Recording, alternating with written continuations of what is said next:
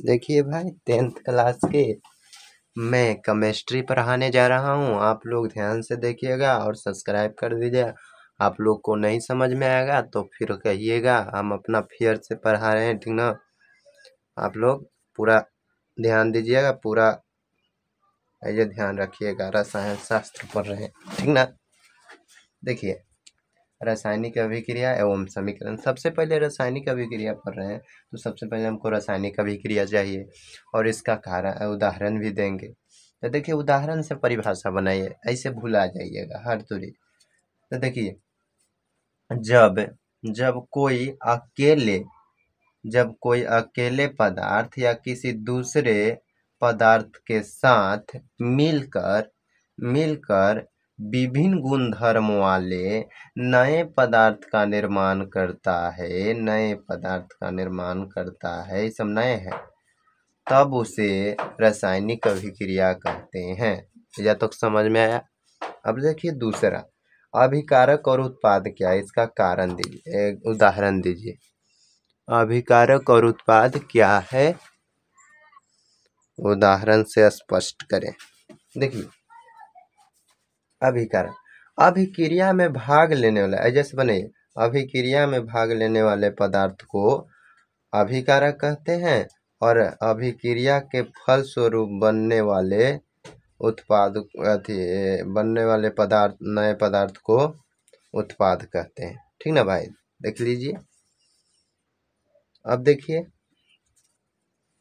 इसको देखिए, रासायनिक समीकरण और शब्द समीकरण क्या है, इसका उदाहरण दीजिए।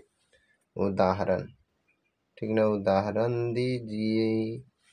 देखिए, रासायनिक समीकरण आएंगे तो देखिए, जब ऐसा समझिए, ऐसे से ये सबसे समझ लीजिए।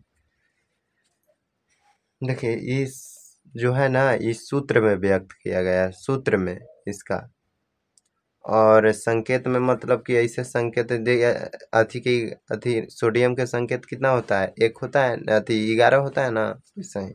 देखिए, जब रासायनिक अभिक्रिया में भाग लेने वाले अभिकारक और अभिक्रिया के फल स्वरूप बनने वाले उत्पाद को शब्दों में व्यक्त किया जाता है, उसे शब्द समीकरण कहते हैं। देखिए, शब्द में इसको व्यक्त किया गया है, जो एग्जाम्पल लोग रहा होगा। देखिए, 1 मिनट, ऐसा देखिए एग्जाम्पल, उदाहरण, सोडियम प्लस क्लोरीन सोडियम। जब इसको दम अथी में लिखेगा, दम शब्द में, तो उसको शब्द समीकरण। अब देखिए, रासायनिक समीकरण क्या है। जब रासायनिक अभिक्रिया में भाग लेने वाले अभिकारक और अभिक्रिया के फल स्वरूप बनने वाले उत्पाद को उसके सूत्रों एवं संकेतों में व्यक्त किया जाता है, उसे रासायनिक समीकरण कहते हैं। जब तक समझ में आ गया होगा, एग्जाम्पल उतार लीजिएगा, ठीक। ओके,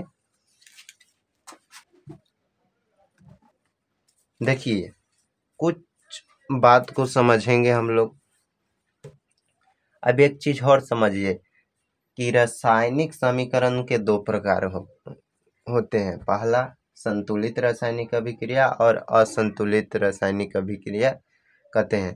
तो देखिए, संतुलित रासायनिक अभिक्रिया हम बोल दे रहे हैं, लिख लीजिए। नहीं है हमको फेर में, तो हम तब पर भी बोल दे रहे हैं, क्या कि जरूरी है। लिखिए, देखिए, परिभाषा इसी बनाएंगे, ठीक ना।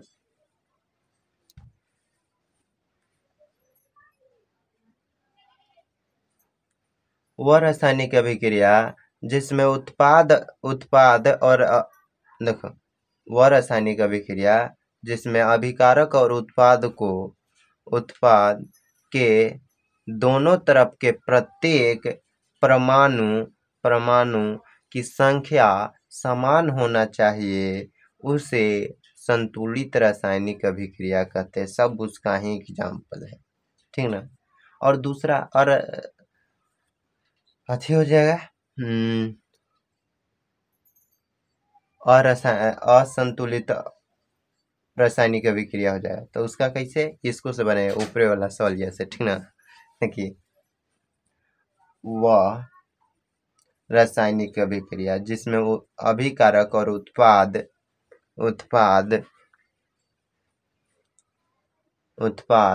के दोनों तरफ के प्रत्येक परमाणु की संख्या बराबर नहीं होता है, उसे असंतुलित रासायनिक अभिक्रिया कहते हैं। देखिए नहीं नहीं बराबर, इनमें सब बराबर है, इन्हें 4 गो तो यह 4 गो, ऑक्सीजन 2 2 ऐसे बता लीजिएगा। घरे बनाने के लिए ये सब संतुलित करना है। अब बिना संतुलित कर, जो सवाल है ना वो बिना संतुलित किया हुआ है। चलिए इधर भी है, देख लीजिए, सब है बनावल, आई जाइए लोक रहा है ना भाई। देखिए संयोजन या संश्लेषण अभिक्रिया किसे कहते हैं, इसका एक समीकरण लिखे तथा उदाहरण दें। ठीक, हमारा फेयर है भाई, समझिएगा ना कि सब यही में से बोल रहे नहीं, अपन मेहनत से लिखे हैं, ठीक ना भाई। और हमारे आदरणीय शिक्षक संकेत सर के ये सब अथी है। देखिए इसको से बनाइए, जब दो या दो से अधिक पदार्थ आपस में संयोग मतलब जुड़कर नए पदार्थ का निर्माण करते हैं तो उसे संयोजन अभिक्रिया कहते हैं। समझ गए? एग्जाम्पल एक आध गो डालिएगा, हम इतना लिख दिए फेयर के लिए। चलिए देखिए वियोजन या अपघटन अभिक्रिया क्या है, इसका समीकरण लिखें। देखिए ऐसे से बने, जब एक पदार्थ टूटकर दो या दो से अधिक पदार्थ का निर्माण करता है उसे वियोजन अभिक्रिया कहते हैं। देखिए अकेले है कोई पदार्थ टूटेगा तो दो या दो से अधिक, देखिए 3 गो है, यही को कहते हैं अपघटन। इस पर उष्मा दीजिएगा पक्का।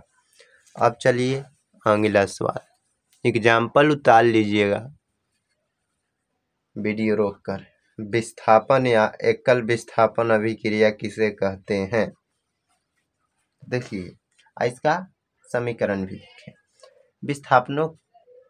विस्थापन के ही एकल कहा जाता है या एकरे प्रतिस्थापन कहा जाता है। ओके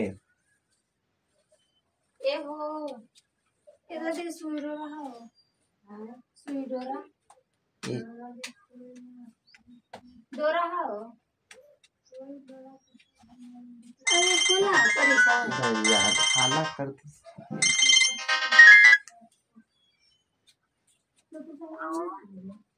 हाँ बोल।